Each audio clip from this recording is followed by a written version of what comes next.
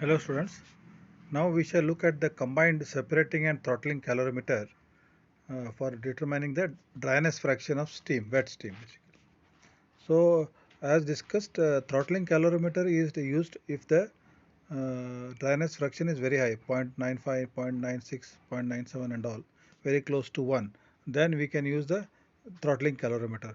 But if the steam is wet, say with the dryness fraction of 0.85 or zero point 0.9, uh, then what happens? We first need to remove the water in that, and then subsequently the wet steam we will expand it or throttle it so that it becomes superheated by almost 5 degrees centigrade, that is beyond the dry saturated steam temperature for that particular pressure, so that we can get that pressure and temperature at the end state, and based on that we can use either the steam table for finding out the dryness fraction, or else we can also use the Mollier diagram to find out the dryness fraction through graphical route as well as through the steam table also. So this is a very simple process. You can see the diagram here. You can see the diagram here. A very simple diagram again.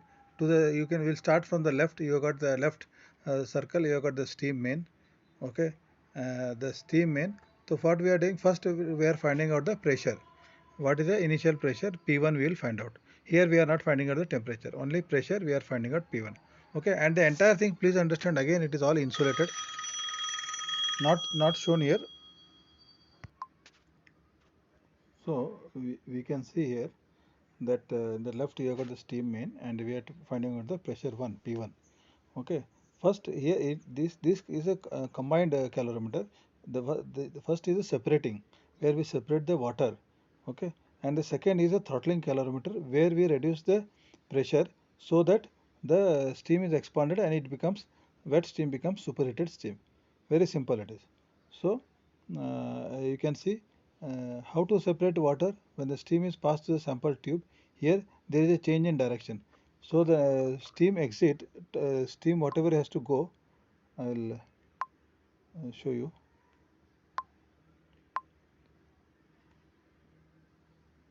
You can see this is a sample, whatever boiler tube is there, from where I am taking the sample. First I am finding the pressure. This is the initial pressure. So this unit is for separating, means I want separating the water first. Okay, and this whatever water I am separating, I am collecting it here and measuring this. Let this be mass M1. This is the M1 mass. Okay, then second what I will do, now the steam, how it is, the water is separated. Here the when the steam is sent like this, the steam has to go like this now. So there is a change in direction. So the water molecules will not be able to go. The water molecules will fall down and will get collected in this separator. Okay, and now this steam whatever is going is more dry considering this initial condition. Considering this initial condition, this is more dry. Here again we'll expand. Here got a throttle valve. We'll expand it here. So after expansion, I am going to find the temperature. I am going to find out the pressure, both. Okay, so this value of P3 and T3 I am getting temperature as well as pressure, and this whatever is the steam is there, that is condensed, and here you will find out the M2 mass. Okay, this is a cooling water supply. This is a cooling water supply inside. So the this steam is converted to water and collected here. This is a condensate. As simple as this. So here is a two-step math process. First is the sample. I find out the P1. Then this is for removing the water. There is separator, water get collected. Again the steam comes like this here. Here it is expanded. The temperature and pressure are found, and this is the water finally connected. So this is how. And now the here when the steam is coming here, now it is in a superheated condition. So when it is in a superheated condition, then you can find out the enthalpy, like enthalpy of fluid, enthalpy of gas, you can calculate, and using the relationship, what is the relationship is given here, using the relationship you can find out the dryness fraction. Or else alternative also, by finding using the Moller diagram also you can find out the dryness fraction. Okay, so just please listen. The steam from the main at the pressure P1 and dryness fraction X1 is passed through a separating device of the calorimeter as shown in the figure. So from the main pipe or main boiler we find the pressure one P1 we find out. Dryness we don't know, but we'll call it as the dryness fraction is 1 because initial state is 1 we'll say. Okay, it is passed through a separating calorimeter. In the separating device, because of the sudden change in the flow direction of steam, some moisture in the steam gets condensed and falls into the separator. Here, as in the diagram you have seen, there is a direction in the change in the direction of the flow of steam. So because of this, what happens? The entire this moisture and all will get condensed and it will fall down. Only the steam will go. The pressure, the process occurs at a constant pressure P1. So whatever at a certain interval, let the mass of condensate collected in the separator be M1. So in the first separator, whatever the water is this condensate is collected, na? So that will call it as M1 kg. The remaining steam drier than the sample steam means initial condition X1. Now the which is entering is now at condition 2, that is X2. That is drier than the steam sample means earlier suppose it is 0.9, then after this moisture is removed it may become 0.91, 0.92, 0.93, like it will increase, dryness fraction will increase. This drier sample steam enters the throttle valve at section 2. At section 2, while the pressure is still P1, the dryness fraction X2 will be higher than the X1. Okay. Let the temperature and pressure of steam measured after throttling, which must be in the superheated region, be P3 and T3. So now when it is throttled, then the steam, wet steam will get converted into superheated steam, maybe plus around 5 degrees more superheat will be there. Okay, and the values of temperature and pressure will be taken as P3 and T3. Now based on these values of P3 and T3 in this both will be in the superheated region, we can plot in the Euler diagram, we can straight away plot the point 3 based on the Euler diagram. The entire throttle steam is condensed through the water cooled condenser. Okay.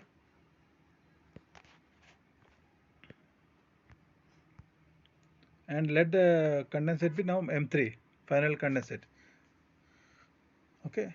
First we will discuss the Euler diagram.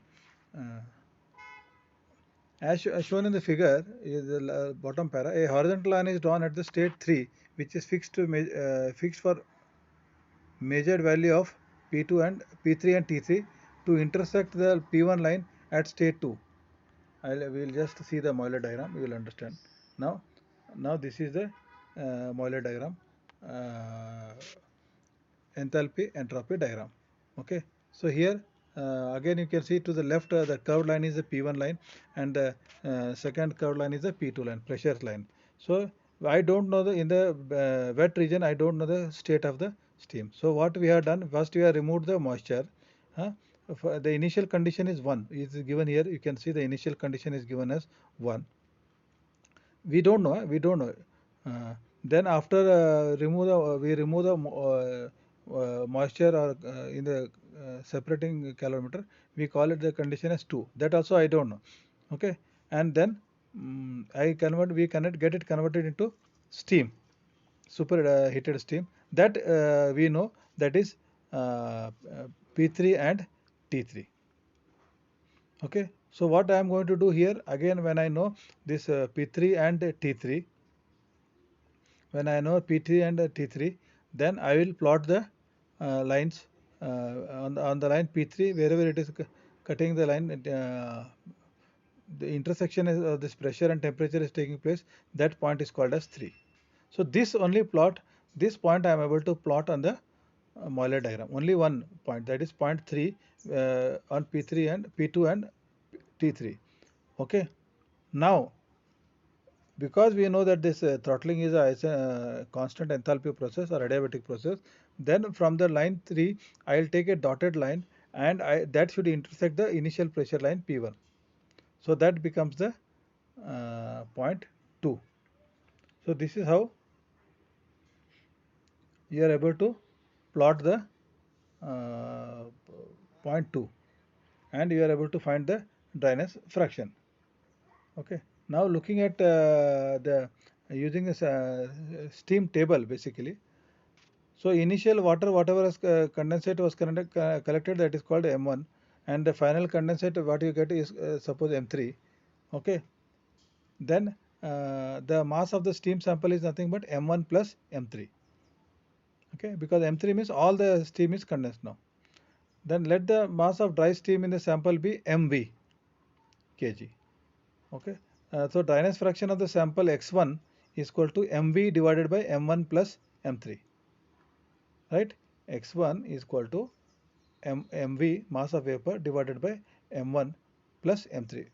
M1 is the mass of the water collected in the separator, and M3 is the final condensate. So MV is equal to X2 into M3. X2 is the dryness fraction second stator, and M3 is the final condensate of mass of the final condensate. So mass of vapor is equal to X2 into M3. Therefore, you can the earlier equation X1 we can rewrite is equal to, instead of MV, I will write it as X2 M3 divided by M1 plus M3. Okay. Now here we have to only find out X2. So what we will find out? H3, because this process, entire process is, and enthalpy remains constant. H3 is equal to H2 is equal to, in bracket, 1 minus X2 bracket complete into HF plus X2 into Hg, where P is equal to P1. So at that particular pressure, so here H3 can be found from the superheated property table corresponding to P3, and T2 and HF and Hg can be found from the saturated property table corresponding to the pressure of P1. See, here there are two things. One is saturated property table, and another is a superheated property table. Okay. So superheated is P3 and T2, that is in superheated region. Whereas this HF and Hg, these are, you can take from saturated property table only. Okay.